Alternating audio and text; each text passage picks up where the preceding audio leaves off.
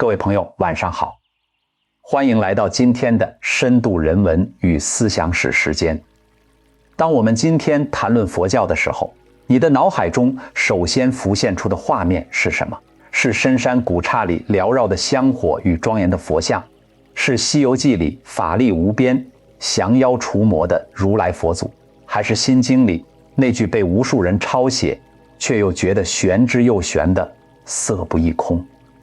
空不异色，在大多数现代人的认知里，佛教似乎天生就是带着一种出世的、神秘的，甚至带有浓厚大乘菩萨道色彩的宗教。我们习惯了谈论普度众生，习惯了研究般若性空，习惯了在浩瀚的大乘经典中寻找心灵的慰藉。但是，如果我们把时间的指针拨回2500多年前，拨回那个没有宏伟寺庙、没有金身佛像，也没有浩瀚大乘经典的公元前6世纪，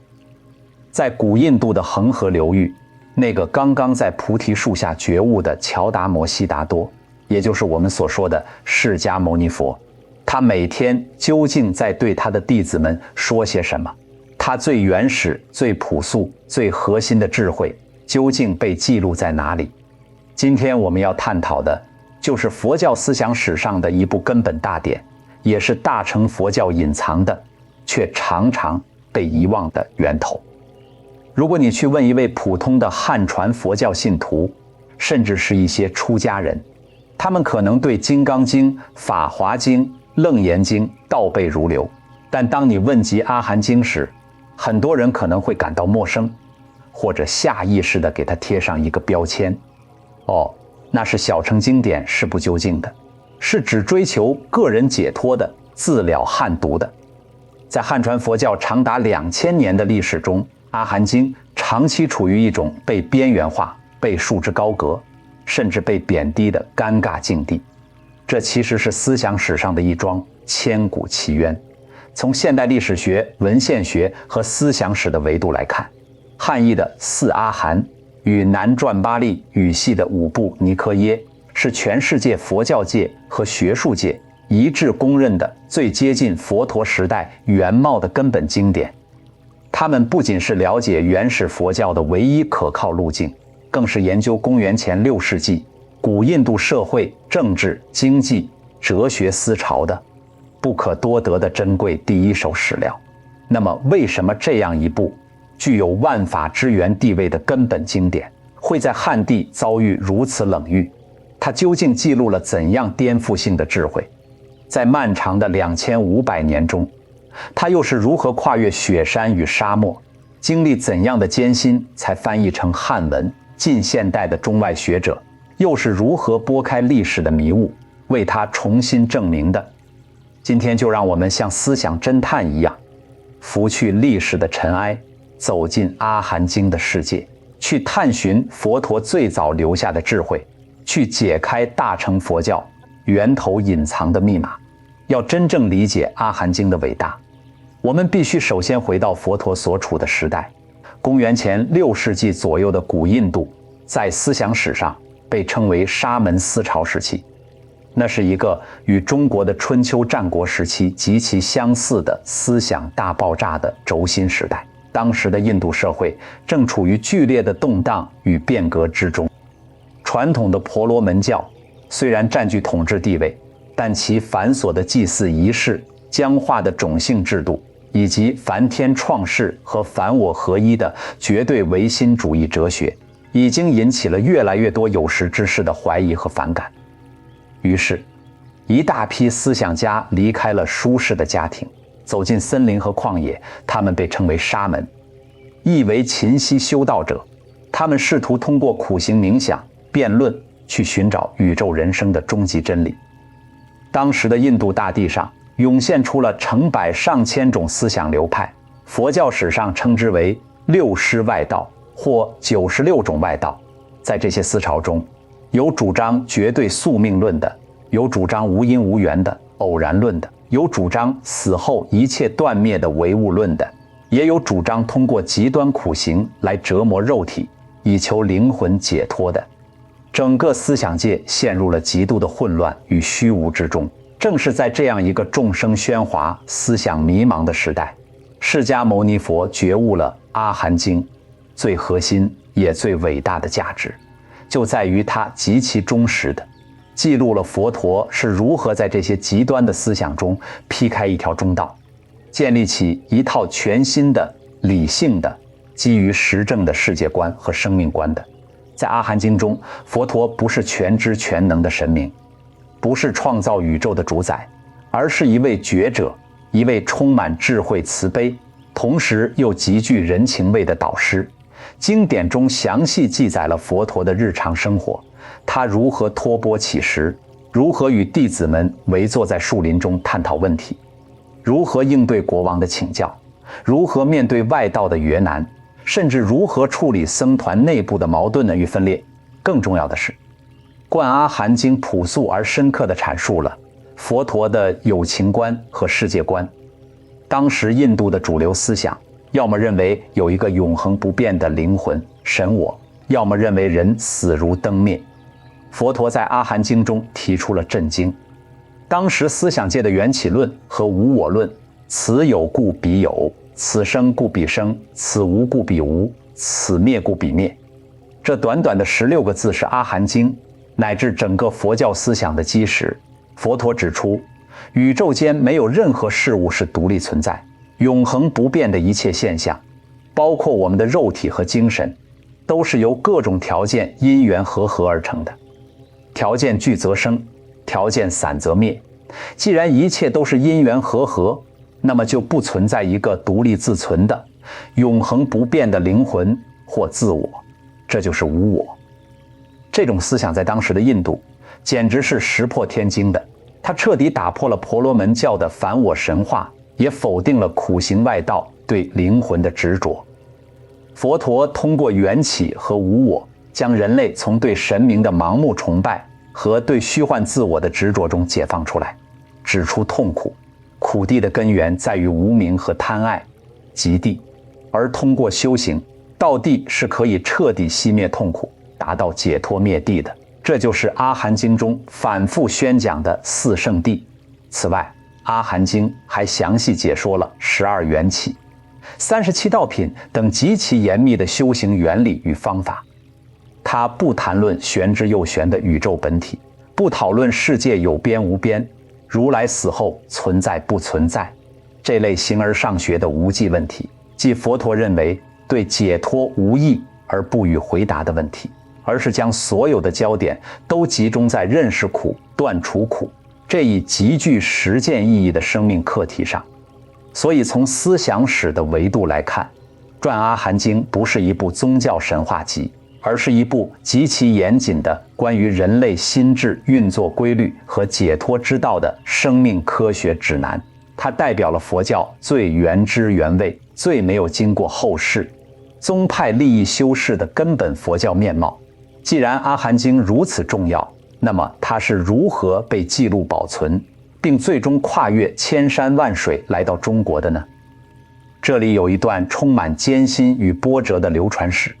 根据南北传佛教经律的一致记载，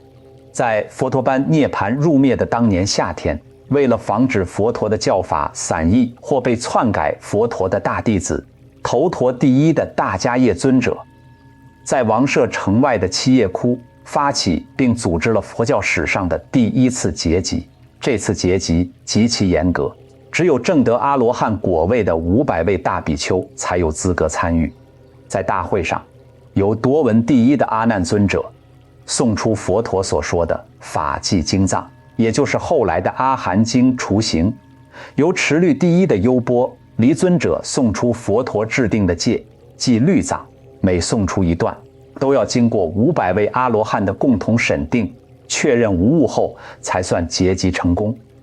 这种依靠口耳相传、集体背诵的方式，在没有纸张和印刷术的古代，是保存文献最可靠的方法。此后的几百年间，虽然佛教经历了部派分裂，但各部派都一致尊崇这些根本经律。然而当佛教传入中国，并试图将其翻译成汉文时，却遭遇了难以想象的困难。阿含经的汉译主要集中在东晋末年到南北朝初期的短短70年间，这是一个战火纷飞、政权更迭频繁的时代，但同时也是中国佛教译经史上的一个高峰期。我们来看看这几部经典的翻译过程，就能体会到其中的艰辛。中阿含经最早是在前秦建元20年，公元384年，在著名高僧道安法师的主持下，由西域僧人昙摩难题诵出，梵本诸佛，念译成汉文慧松笔受。但这次翻译非常匆忙，加上当时的译者对汉语的掌握还不够精深，导致译文未能尽切原意，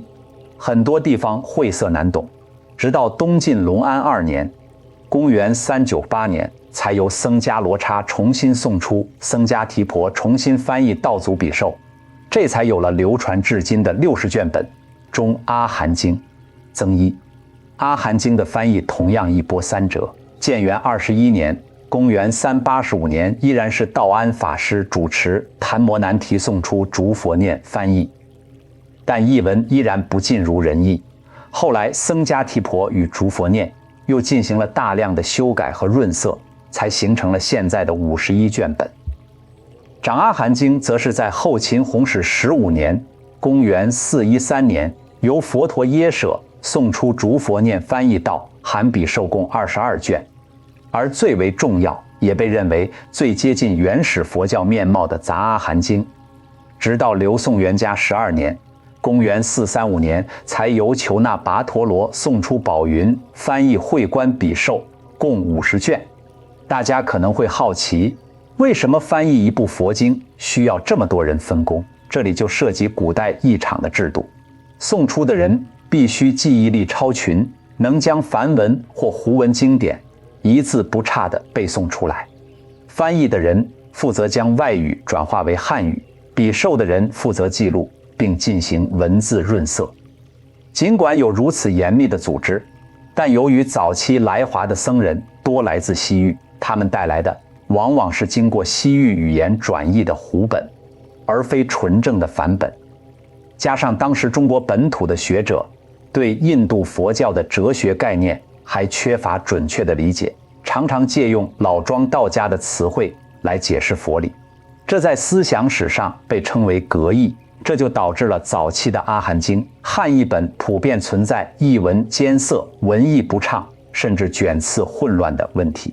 比如杂阿含经在流传过程中就出现了严重的错简和译失，导致后人阅读起来如同天书，这也为他后来在汉地的被冷落埋下了伏笔。这就引出了我们今天要探讨的一个核心问题：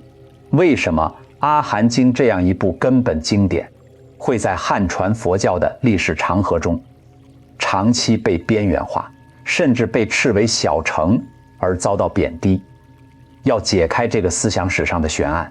我们必须理解汉传佛教独特的叛教传统，以及大乘佛教兴起背后的社会与心理逻辑。在印度，佛陀入灭后的400-500年间被称为部派佛教时期。虽然僧团因为对戒律和教理的理解不同，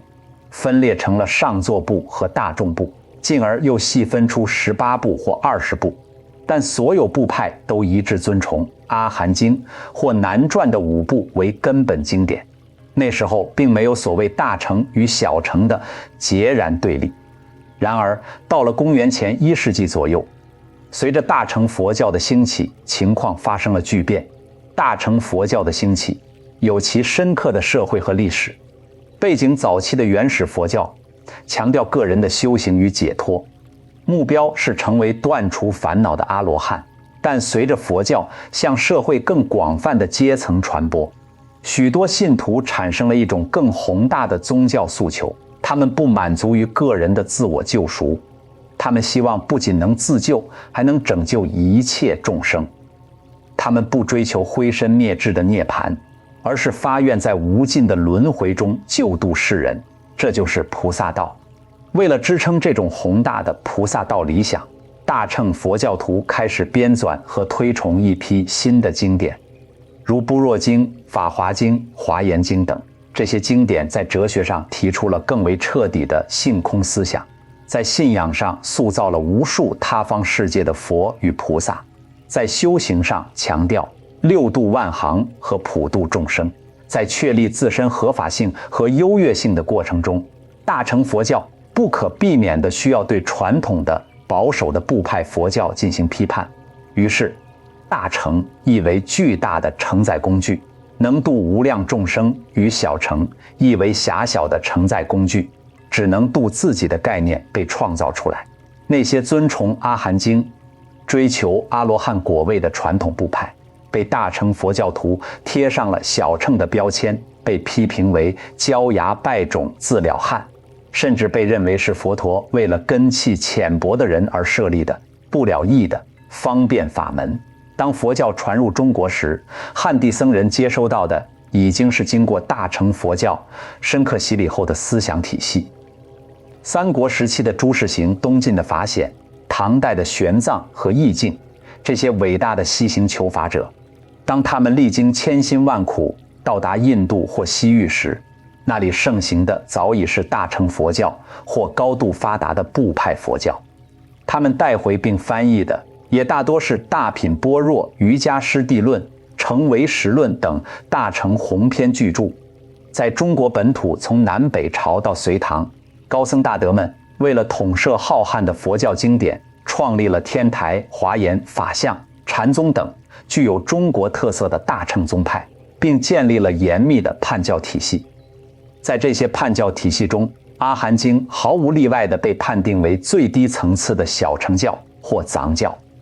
比如天台宗的智者大师将佛陀一生的教法判为藏通、别圆、四教，阿含经被归为最基础的藏教，华严宗则将其判为小乘教。在一小洋大的整体学术和信仰氛围下，汉地的僧人和学者普遍认为，既然大乘经典已经揭示了最高最圆满的真理，谁还会去研究那些不究竟的阿含经呢？于是阿含经在汉地遭遇了长达1000年的冷遇，古时甚至没有一位汉地高僧为四阿含做过系统的著书，他就像一位被遗忘的始祖，静静地躺在大藏经的深处，无人问津。那么这桩思想史上的冤案是如何在近现代被翻案，并重新确立其根本地位的呢？这得益于近现代文献学、历史学的发展，以及中外佛教学者的共同努力。到了19世纪末和20世纪初，随着西方东方学的兴起，英国、德国的学者在斯里兰卡和东南亚发现了完整的巴利文三藏。他们通过比较语言学和文献学的方法，惊讶地发现巴利文经典保留了极其古老的印度佛教面貌。随后，日本佛学界如宇井博寿、平川章等学者也投入了大量精力进行印度佛教史和文献学的研究。他们通过对比汉译四阿含与南传巴利文五部尼科耶，证实了这两大系统在核心教理上的高度一致性，从而在国际学术界确立了阿含经作为原始佛教圣典的权威地位。这股学术清风也吹到了中国。近现代中国佛教界的一批大德和学者开始反思汉传佛教重玄坛、轻实证、重大乘、轻根本的弊端，发起了回归阿含的呼吁。其中最具代表性的是印顺法师。印顺法师以极其严谨的治学态度对印度佛教史进行了梳理。他提出佛陀在世时的40-50年教化是根本佛教，是一切佛法的源头，而佛灭后到部派分裂前的时期是原始佛教。印顺法师明确指出，原始佛教时代所集成的圣典，大概的说有2部分：易经、修多罗四阿含或夹杂而称为五部2，律毗奈耶的重要部分。各部派所公认的经与律，就是原始佛教时代所集成的。所以如不从原始佛教时代所集成的圣典去探求，对于根本佛教是根本无法了解的。这一论断犹如洪钟大吕，震醒了汉传佛教界。他告诉我们，大乘佛教的万丈高楼是建立在阿含经的坚实地基之上的。没有阿含经中的缘起、无我四谛、大乘的性空，菩萨道就成了无源之水、无本之木。另一位重要的学者杨玉文居士也大声疾呼：阿含是佛世流传之教法，是佛灭后所结集之圣教集，绝无理由可贬损根本佛法阿含经为小乘经典。从此，研习阿含、重视阿含的风气在华人佛教界和学术界开始复兴。越来越多的学者和修行者意识到，要真正理解佛陀的本怀，要解决现代人的精神困境，必须回到阿含经，去聆听那位2500年前的智者，在树林中，在河畔边，用最朴素的语言讲述的生命真相。为了帮助大家建立起更清晰的认知框架，我们最后来通俗地拆解一下阿含经的核心概念和分类。阿含这个词梵语和巴利语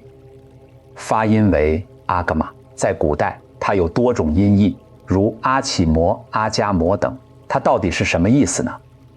东晋的高僧僧肇在《掌阿含经序》中给出了一个极具诗意的解释：阿含，勤言法规，法规者盖，是万善之渊府，总持之林苑，辟彼巨海，百川所归，故以法规为名。也就是说，阿含是万法归宗的地方，是一切善法和真理的汇聚之所。而大乘唯识宗的奠基人无著菩萨在《瑜伽师地论》中，则从文献学的角度解释说，如是4种师地辗转传来于今，有此道理，是故说明阿启摩。意思是，这是师徒之间代代口耳相传下来的圣教集，所以阿含的本质就是传来的圣教集，是佛陀言教的最早结集。汉传佛教比较完整的阿含经分为4部，即长阿含、中阿含、杂阿含和增一阿含。这4部的分类并不是按照思想深浅，而是按照经文的体裁、长短和编纂逻辑来划分的。根据摩诃僧祇律的记载，文句长者即为长阿含，文句中者即为中阿含，文句杂者即为杂阿含，随其数类相从，即为增一阿含、长阿含。经收录的都是篇幅较长的经文，它的一个重要特点是包含了大量佛陀与外道辩论、破斥异端思想的内容，同时也详细记载了佛陀入灭前后的经过。如著名的《游行经》，在古代这被认为是破诸外道、为初学者建立正信的经典。中阿含经收录的是篇幅中等的经文，它的理论性较强，对佛教的核心概念，如业报、轮回、涅槃、心性，有非常深入和系统的探讨。古人认为这是为立根众生，说诸深意，是学问者所习的经典。杂阿含经则是4阿含中最核心、最古老，也最贴近佛陀原始教法的一部。它收录的经文大多很短小，但内容极其丰富复杂，主要围绕5蕴、6入处因缘、地等核心法相，指导修行者如何在当下的身心现象中观察无常、苦、无我。这是真正的说种种禅法，是坐禅人所习的实战指南。增一阿含经的编纂方式非常独特，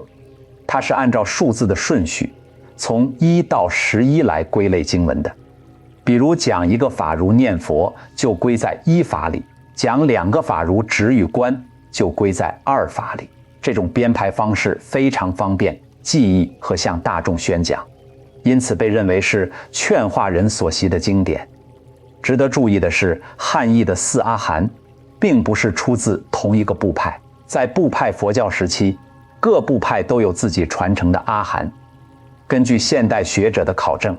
汉译的长阿含经属于法藏部，中阿含经和杂阿含经属于说一切有部，而增一阿含经的部派归属虽有争议，有大众部或法藏部之说，但也带有鲜明的部派色彩。这种多源头的汇流反而使得汉译4阿含成为了研究印度部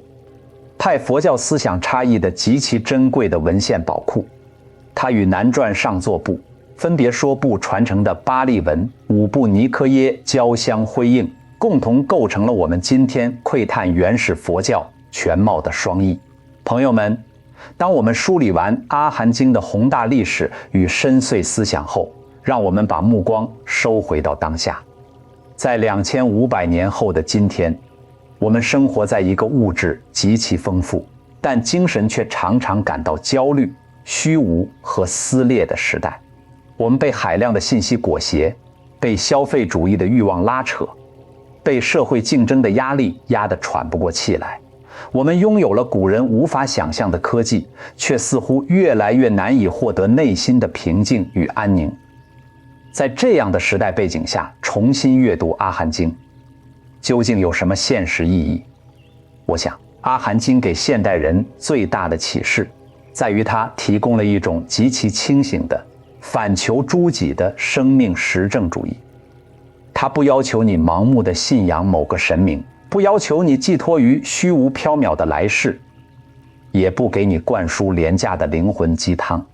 它只是平静地告诉你，去观察你的呼吸，去觉察你的情绪，去审视你的念头，去看看那些让你痛苦的贪欲、愤怒和愚痴是如何在因缘的交织中升起，又是如何灭去的。当你真正通过《阿含经》的教导，看清了身心现象无常和无我的本质时，你就会从对自我的死死执着中松绑，从对外在事物的无尽渴求中解脱。这种解脱不是逃避现实，而是在认清生活真相后，依然能够以一种清明、慈悲、从容的态度去拥抱每一个当下。阿含经是一座宝库，它属于佛教，更属于全人类。它是人类在童年时代对生命本质进行的最深刻、最理性的探索。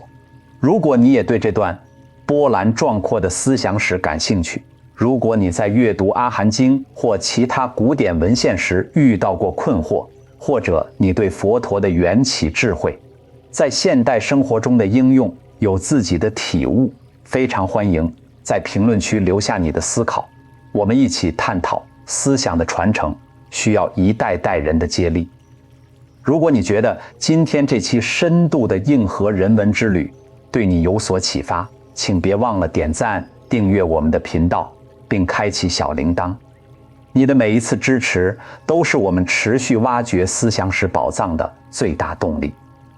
让我们在下期的节目中继续穿透历史的迷雾，去聆听那些跨越千年的智慧回响。感谢你的聆听，我们下期再见。